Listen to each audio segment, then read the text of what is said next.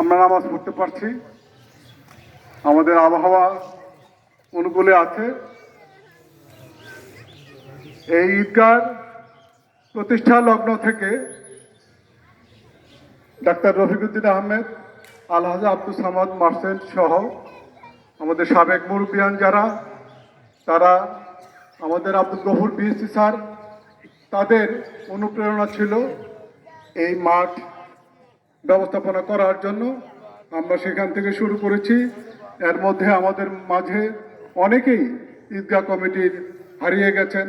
আমাদের ওয়াইদুল হক বাদল প্রথম সেক্রেটারি ছিলেন, আমাদের এনাতুল হক মেম্বার, উনি আমাদের সহসভাপতি ছিলেন, এবং অতি সম্প্রতি আমরা হারালাম আমাদের ঈদগাহ কমিটির সহসভাপতি, যিনি প্রতিষ্ঠা লগ্ন থেকে ছিলেন, জালাল উদ্দিন তালুকদার।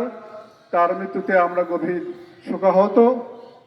আপনারা তাদের জন্য দোয়া করবেন, আমরা সকলের জন্যই দোয়া করব ইনশাল্লাহ। আমাদের এই ঈদগাহ পরিচালনায় আমাদের এমপি মহোদয়ের শুভেচ্ছা জানিয়েছেন এবং উনি সহযোগিতা করেছেন।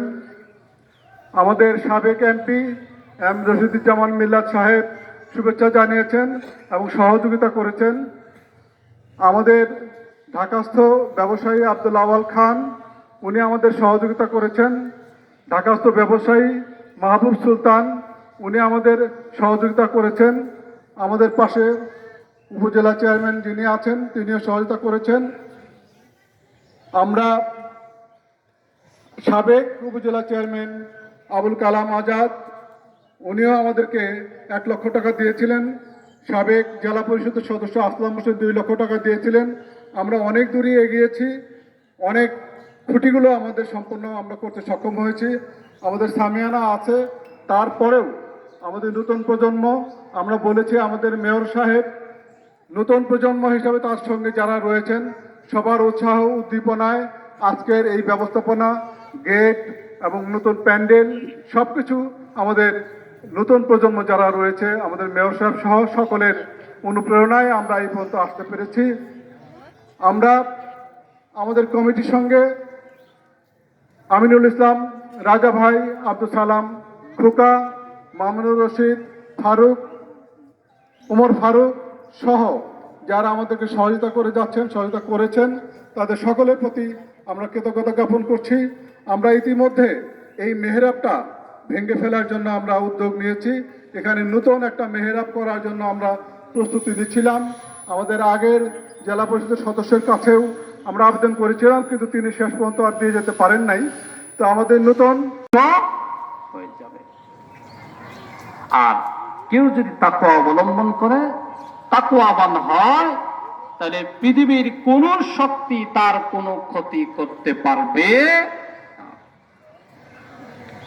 আল্লাহ রাব্বুল আলামিন বলেন, ওয়া ইন তাসবিরু ওয়া তাত্তাকু লা ইয়াদুররুকুম ওয়া আন্না মুহাম্মাদান আবদুহু ওয়া রাসূলুহু। قال الله تعالى في القرآن الكريم: يا أيها الناس اتقوا ربكم الذي خلقكم من نفس واحدة وخلق منها زوجها وبث منهما رجالا كثيرا ونساء واتقوا الله الذي تساءلون به والأرحام إن الله كان عليكم رقيبا. الله أكبر، الله أكبر، لا إله إلا الله، الله أكبر، الله أكبر، ولله الحمد.